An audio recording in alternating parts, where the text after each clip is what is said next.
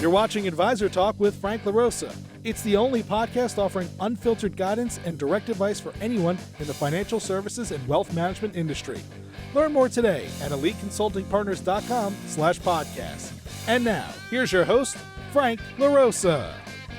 Hey everybody, welcome to Advisor Talk with Frank LaRosa. I am your host, Frank LaRosa, and I am continuing my interview series today with some gentlemen that I have known for many years. I'm happy to have them on the show, and we're going to be talking today about a company called Steward Partners, and I'm pleased to have with me today Jim Gold, who's the CEO of Steward Partners, and Doug Kentfield, who's the head of wealth management at Steward Partners. How you guys doing? Good, Frank. Doing well. Thanks for having us on, Frank. Awesome. I'm happy that you guys were able to get on in such short notice. I appreciate it.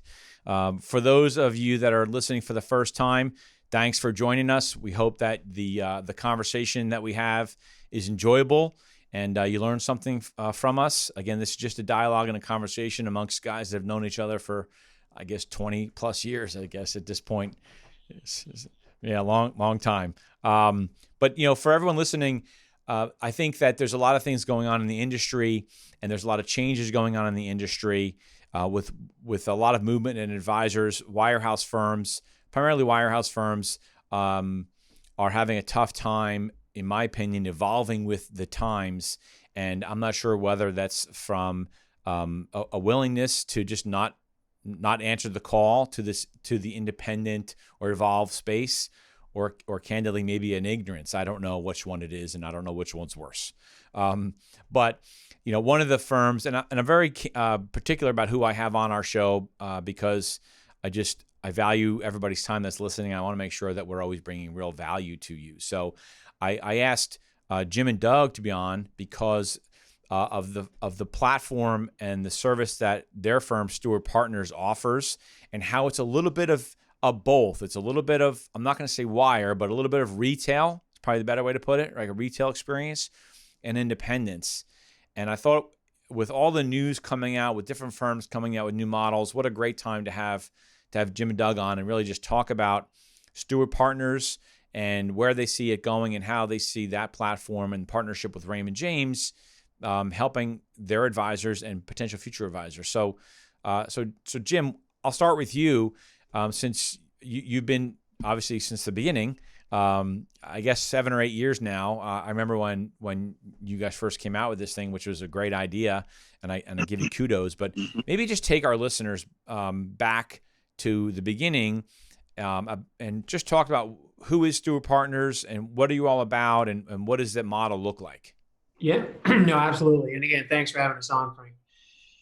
I think Steward, where it's very different, is the structure is very different. I think the leadership team, and as we all share on this call, I think the sort of common gene amongst the leadership team is Smith Barney.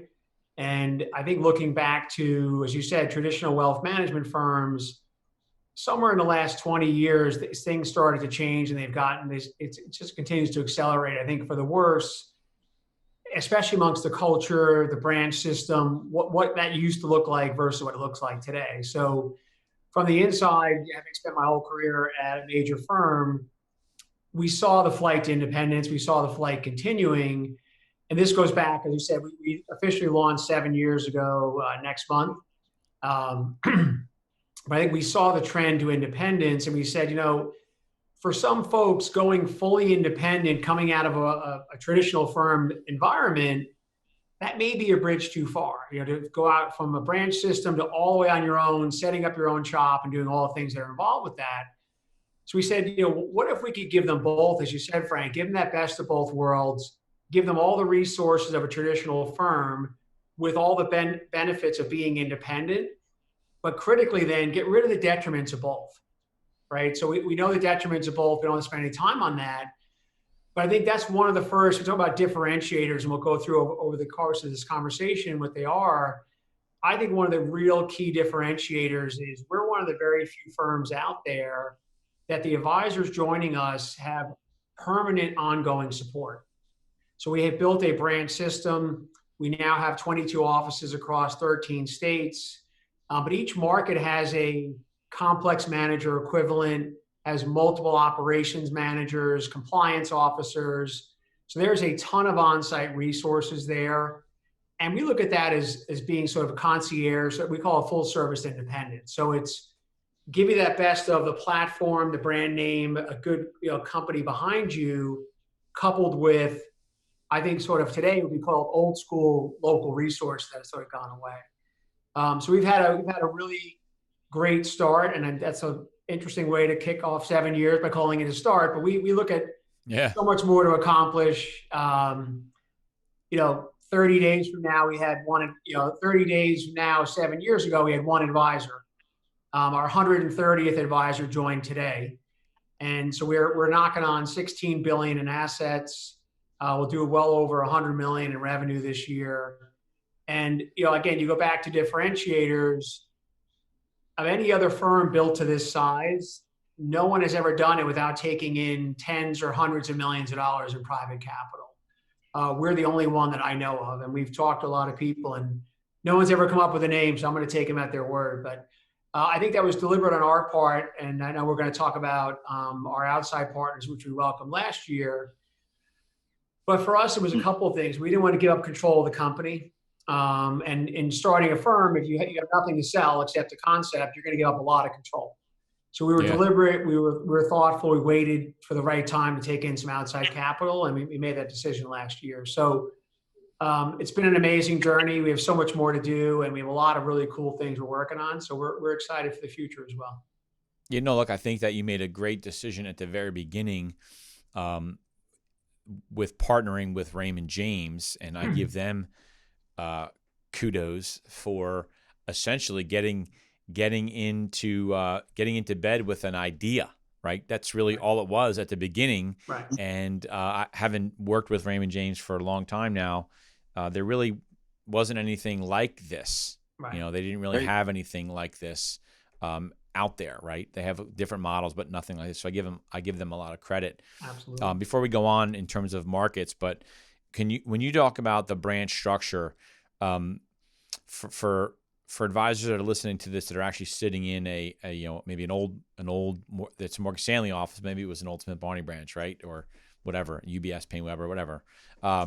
Is it the same structure where you have 10 or 15, 20 offices? You have a branch manager in the corner. You have a support staff system.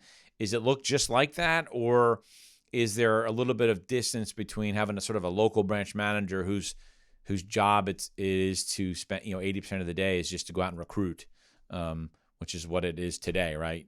When we were all doing it, it was about running a branch and managing the P&L and doing all that stuff. So it's different today. So what does that actually look like in the branch? So like someone were to close their eyes, what does walking into one of your branches look like?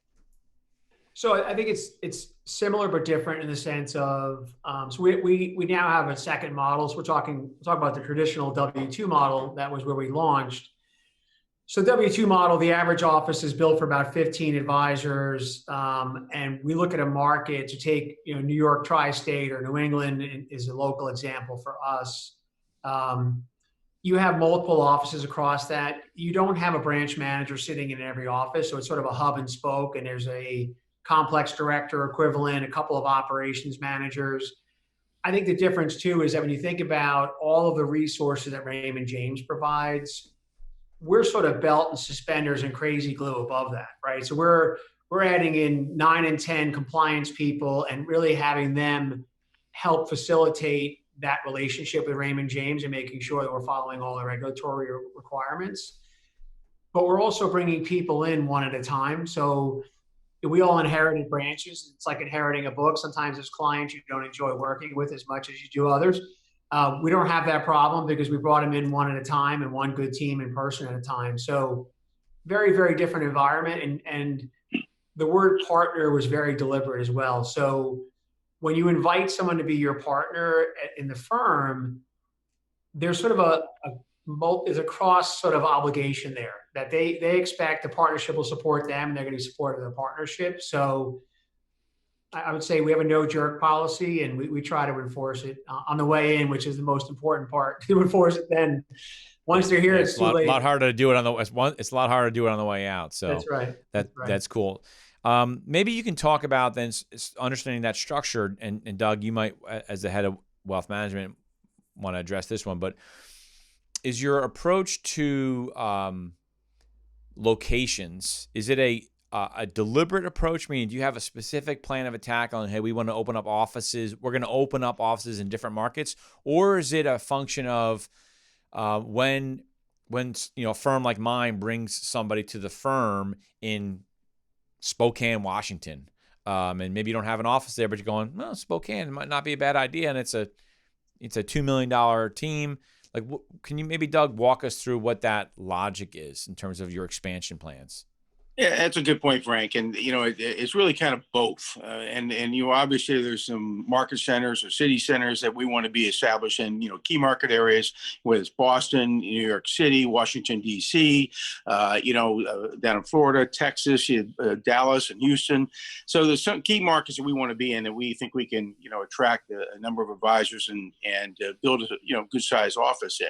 There's also going to be markets, as you mentioned, that where, let's say, Frank, you're going to call and say, look, I have an advisor that really wants to be. Give me an example. We just built an office in Norfolk, Virginia. Had a team come over there. We hadn't been in Norfolk before. That's not a major market for us, but it was an opportunity. And advisors wanted to establish a presence there. It worked for us. It was a sufficient size to really get established there. So we established an office. It started out temporary office. We're building the new office, and that'll be done here in the next couple of months. So it's a little bit of both. And if you look at what we're trying to structure right now is, we have 5 divisional presidents or 5 divisions, so to speak. And that's an addition of 1 just recently because, we've got established initially up in the New England market, DC and then New England. And now we're all the way down to Clearwater, Florida, out to Texas. We have, Houston, Dallas, and Austin. And then we just established an office up in Clayton, Missouri. It's a suburb of St. Louis. It's an affiliate office of ours, our first in the affiliate model. So, that's quite a bit of expansion. As Jim mentioned, we have 22 offices in total in the W-2 channel, plus the 1 additional office in the affiliate channel. And what we're looking to do with this addition of the new division down in Florida is really to get established in the Florida and the Carolinas. We have offices in Clearwater and Hendersonville, North Carolina, but we really want to get established in the Carolinas and throughout Florida. Then also that allows our divisional president, Chris Barton, down in the Central Division. Basically, Texas has responsibility another Smith Barney guy, by the way. They're everywhere, Frank. They're everywhere. That's right. The common DNA, so to speak. Hey, we ran a great firm, right? I mean, it was did. a great firm back then. Replicate that here at Steward Partners. And, No joke. Chris has the ability to kind of help us expand throughout the Midwest. And I spent 9 years in the Midwest, a lot of terrific markets in the Midwest for us. I also spent 5 years out in the West Coast, too. And that's an area we like to get into, the West Coast before the end of the year. So I look at all the great markets that we have in this country. And, we want Steward to really be established in many of them. And a lot of it's the opportunity that might come as a result of an advisor looking to establish with Steward Partners. And some of it's going to be us deciding, look, this is a market we want to be in. Let's build it and, find some advisors that want to join us to start the market. Cool. So you mentioned something and, was going to cover it a little bit later on in terms of the evolution of the firm, but maybe we can start. It's come up now a few times. You're mentioning the affiliate model. And I did a podcast a little while ago about what got you to where you are today is not going to get you to where you want to be tomorrow, and that requires an evolution of who you are as an individual and also as a business, right? And LPL just came out with this new employee model, a true W-2 model, and so in a way, it's like you guys are both evolving, but you came from a different place, so you're evolving in the other direction, right? Maybe talk a little bit about your affiliate model and how that's different than the W-2 model that you have. And either one of you, doesn't matter who answers. Yeah, so I think the affiliate. So I think in simplistic terms, just think of it as a 1099 versus W-2. And I think for us, Frank, as you said, I mean, we got a lot of advice when we started the firm, and one of the folks we spoke to said, "You have a terrific business plan, but don't ever be afraid to evolve." Right, and we started noticing probably the middle of last year, we had a couple of really good opportunities with great teams, and we were right there. And basically at the end of the day, they said, We just want to have our own office, though. We want to run our own P&L. We want to have more local control. And geez, if you had the opportunity to do that, we would love to join you, but you don't, so we're not going to join. So kind of for us was a moment to say, you know what we should address this and figure this out. So the 1099 is for the advisor that says, I do want to have my own office. I want to run my own local P&L. I want to have local responsibility. With that being said, I want everything else that is Steward. I want the board of directors. I want the equity component. I want to be a partner. I want to have that local resources, both operationally, compliance, coaching, training. I want to have the local meetings with all the other Steward advisors sharing ideas. I don't want to be totally on an island. So it's more of a financial decision for them. But now we have a model to facilitate that. And as you said, Frank, when I think about other firms out there, listen, LPL is a terrific firm, been around for a long time, massive organization. When I think about firms that are starting, say, the last 10 years, I can't think of any or very few that are out there that can really sit with an advisor and say, look, we're agnostic. If you want your own branch, you want your own P&L, great, we can help facilitate that. If you want to be in our branch because you think that's a bridge too far, terrific, we can help you there as well. So we're not sort of selling against ourselves anymore. We can really, I think, be more of a consultant to them, as I know you are. You talk to recruits, is what is the right choice for you? And we're fine either way. So a little bit different economics for that model in the cash component up front. They get the exact same equity grant, though, whether you're a 1099 or W-2. And then we build them a custom P&L really after doing a deep dive on the complexion of their business and understanding where the money's going to be made. And that's a collaborative, very open conversation. So, as Doug talked about, we were really excited to have a team from Clayton join us. Great group of people and a very significant business. There's $1.3 billion in assets.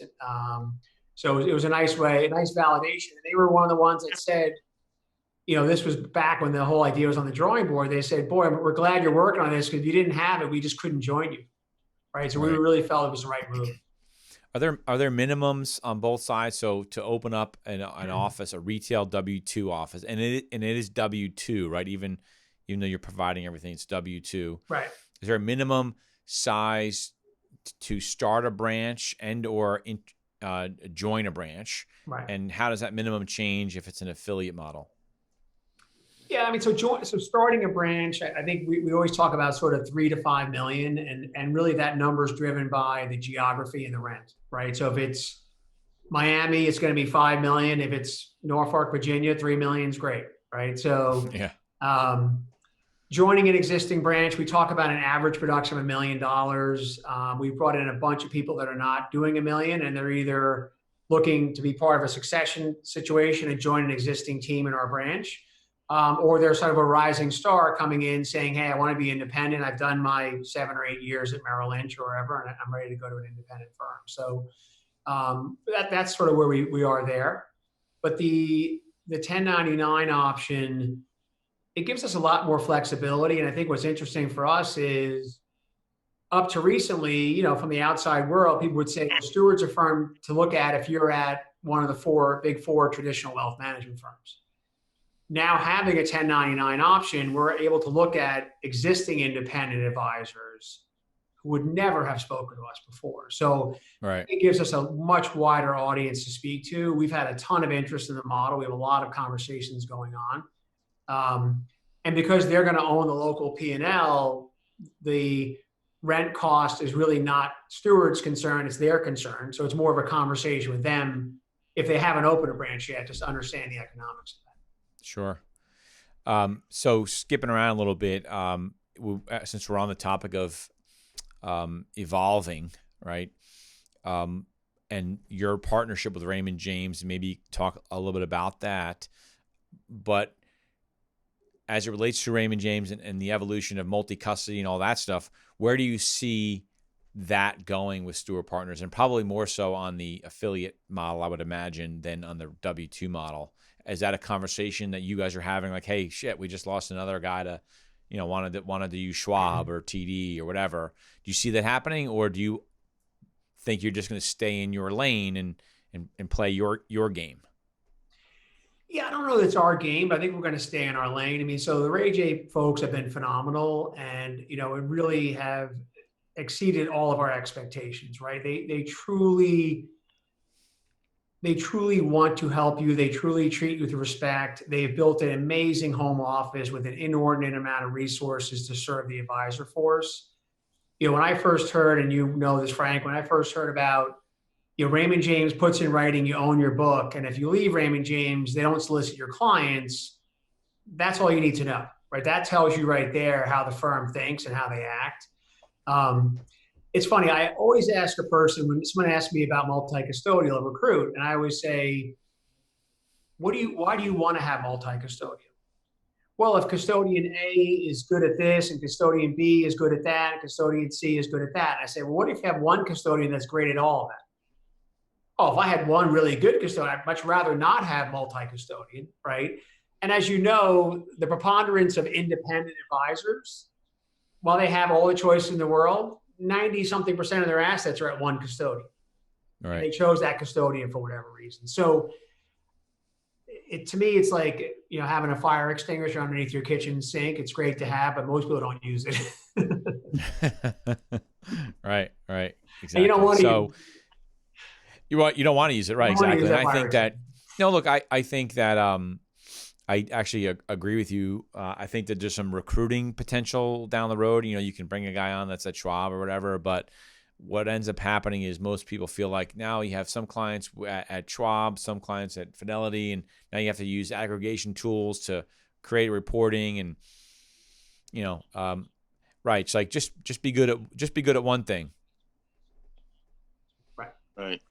Right. I'm going to throw this is not a little bit of a curveball question, but I'm just thinking about. Nice for Doug then. Yeah. No, actually. So you've been doing this for 7 or 8 years, right? And Doug, you came on board. I guess it's been about a year, maybe roughly. A little less. Late October, I came on board. Right. So I would be curious. So maybe you still have some of the battle scars from being in the W-2 space in a wirehouse. I'm curious about your experience, right? Having more recently come from that space. Mm-hmm. I know there was a little bit of time in between, but more experience coming from that space, working with those advisors. What has been your impression or wow moments that you didn't understand? Because we all three of us know when we were in that world, the independent thing was some oddball thing out there that, you don't want to go independent. You got one foot out the door. How many times have we talked to advisors? This is the only place you can do your business. You need this platform to replicate your business. Without this platform, without our infrastructure and our resources, you're not going to exist. You're through. You're never going to make it. Right. And then and that's exactly what happened. When I left Morgan Stanley, he started getting a chance to kind of evaluate things. It did a lot of exploration in the business, talked to a lot of people in the business, and you quickly realize that what's happened is, yes, what's happening in the independent space, you can support the business. In fact, I'd have to say the infrastructure and the resources, they're more nimble and flexible than they are at a wirehouse, because it doesn't take you 2 or 3 years to change direction, to incorporate something new onto the platform as it does in a wirehouse. I've been through that. And I've also been through it from the asset management side, knowing how difficult and challenging it is to get something on the platform at a wirehouse. So I think that's been the real, perspective I've taken from this is, yes, the infrastructure is fantastic. The resources are fantastic. And to move to an advisor-centric firm like Steward Partners and Raymond James, where it's about the advisor, about the client, and what can be accomplished with that perspective, and then making the advisors as well as the CAMs and the whole team, the equity owners, kind of gets back to that old partnership feel that we had at Smith Barney. And I think that's really important. And that's been the difference, just the how things have evolved from the time that we all believe this is the only place you can do the business. Yeah, I know. And how many times you brought over over 100 people? How many times have you probably heard, man, I should have done this sooner? Right. Exactly. It's always about 4 months after they get here, though. That's after the transition's over. Right, exactly. There's one of these transitions like, oh my God, what did I do? And then once they get up and running, they'll go, oh Right. my God, I can't believe I did this so, sooner. So and just the flexibility too, like during the pandemic when everybody's been having to work remotely, just the flexibility and, let's say, the social media policies and procedures, what have you, what our advisors have been able to do to connect with clients and town hall meetings and videos. You and I talked about this once before about how you do videos, and we've been able to do that with our advisors, and it's worked exceptionally well in terms of being able to connect with advisors as well as prospect. Well, let me just talk about, and Jim, you mentioned this earlier on in the conversation about outside money and all that stuff, and your partner. And I guess about a year ago, my dates might be a little bit wrong, but a year ago. Right, you took on a partner called Sinosure, and maybe talk a little bit about, because a lot of people say, "Oh my God, you took private equity money, you sold your soul to the devil." Right. I don't necessarily believe that's the case all the time, because if you find the right one, it could be really positive, right? And so maybe just talk a little bit about that relationship, how it's helped you up till now, and how do you see it helping you in the future moving forward? Sure. Yes, we went through a process, and we had worked with Jefferies, the investment banks. We went through a real traditional process. We had about 30 potential investors meetings. We ultimately had about 11 offers. Yeah, the Sinosure money, it did two things from the outside perspective. Is one, up to taking the money in every recruiting conversation, the recruit would say, "What the equity you're going to give me sounds great. What's it really worth, though? If someone was going to buy you today, what is that worth?" So by taking in the outside capital, you put a real value on the firm. It was a $50 million investment, so it was a significant investment. I think importantly, it was an absolute minority of the firm, so it's less than 20%. And I think the second thing it did, which no other firm has ever done this, is we took half of that money and we created an internal liquidity event for every partner at the firm. So we basically created a tender offer.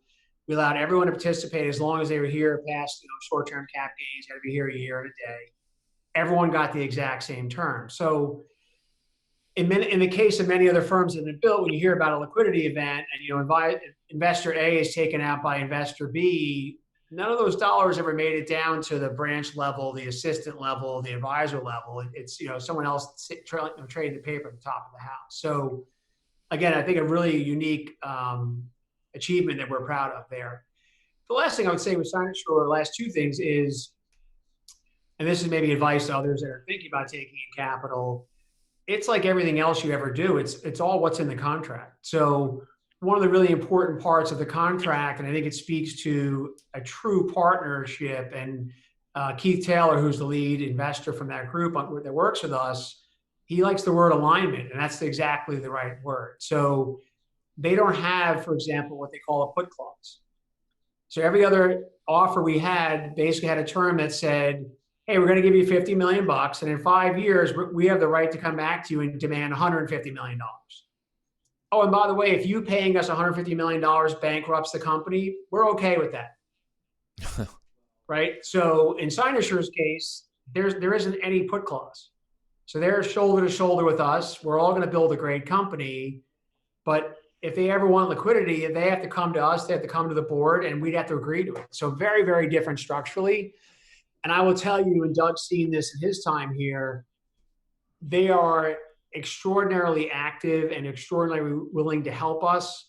They're on Zoom calls all the time now with recruits, because recruits say, "Hey, I'd love to talk to them. Why did they invest in you? What do they think about Steward? I mean, this is your guys' company. Of course you love your company, but I want to hear from the outsider why they did it." So really, really helpful to have that. And for us, and you're starting to get more and more into M&A activity, I think between the 1099 and being very financially, fiscally sound, we now basically have a free inside investment bank, right? Because we have all the knowledge and the wisdom of Sinosure and their folks to help us as we consider any opportunity out there. So such a wonderful partnership, and we couldn't be happier to have them on our team. Awesome. So as you sort of brings you to my last question, when you talk about M&A and almost like sort of, again, a continuation of evolving the business, Yeah. right?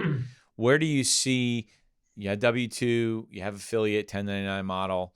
Where do you see the firm going in the future? What are there any other models or any other evolutions of the business today that you have talked about, you're thinking about? Like, man, I would imagine you guys, High Supporta and everybody's all sitting around and you're going, it'd be awesome if we did, like, let's do this or let's do that. Like, we're all, when you're independent, you're business owners and you're entrepreneurs like we all are now, it's exciting to be able to not have to go to some major committee. Go to the committee. Right. Go to the committee and, we're going to have a meeting about a meeting and that's this, Right. So I would imagine when you guys are sitting around and you're thinking about how to take over the world, like I do all the time. Yeah. You have ideas, what kind of things are you thinking about that without sort of, letting people in behind the curtains of things they don't want to know about, but how do you see the firm evolving in general? Yeah. So I think, I think the first evolution from the outside, as you said, is you go from a firm that's 100% W-2, pretty much 100%, wirehouse recruits, to a firm with multiple models with all the same benefits. So we have, just sort of cracked the door open to all the independents that are out there. And as you know, there's tens of thousands of them. So I think the W-2 and the 1099 will both be very significant growth engines. Time will tell. What does that look like? Is it 5 years from now? Is it 50-50? Is it 70-30? I don't know. But it does also open the door to M&A opportunities where, I think with the COVID and the market, and I think everything else that's gone on, there's a lot of firms out there that are, $1 billion to $5 billion that are saying, are we set up for the future? Do we have a game plan? Is it time to bring on other, investors or bring in partners like a Steward? So it's really opened a lot of new doors there. I think the other things we're focusing on is really getting into advanced marketing. Like Doug said, I look at the number of advisors at Steward that are doing podcasts, that are doing YouTube video. It's up 1,000%, especially since COVID, even though the resource has always been there. So we're really diving into that a lot. We're working on the marketing structure. But from a growth perspective, Doug really helps lead the efforts. I'll let him talk about some of the new things we're doing there, both internally and some of the markets that we have going on. Yeah, it just, Frank, our advisors trying to help them to collaborate among each other. Throughout this whole pandemic and working remotely, we've had a lot of calls with, our asset management partners and what have you, taking advantage of that and doing it exclusively for Steward Partners.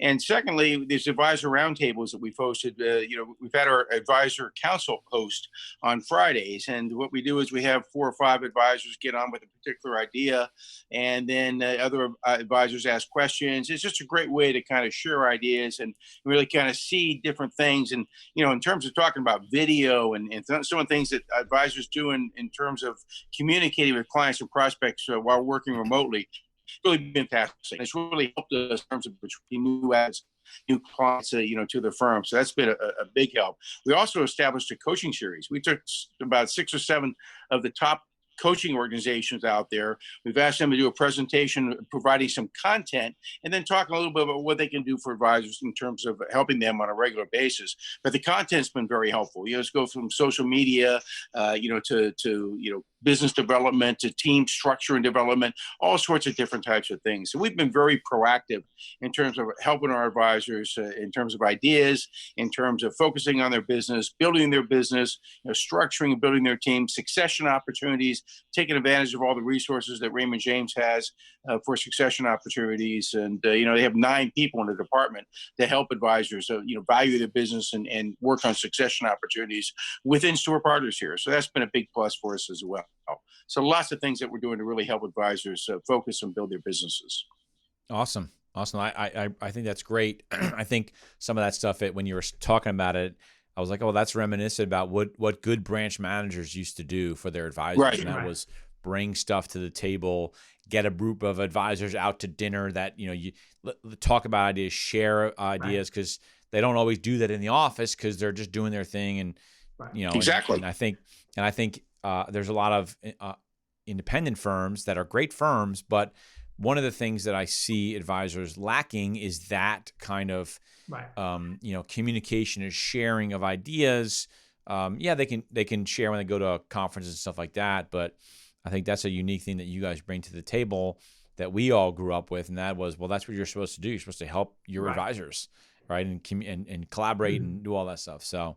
I think it's driven by the equity, Frank, because if you think about it, many of our other firms out there, they don't have an equity component or the advisor not participating. So here, you want the advisor next to you to succeed because that's good for both of you, right? As a shareholder. I mean, we always tell the story when recruits come in, our advisors are voluntarily sending their administrative teams to go help the new team process paperwork.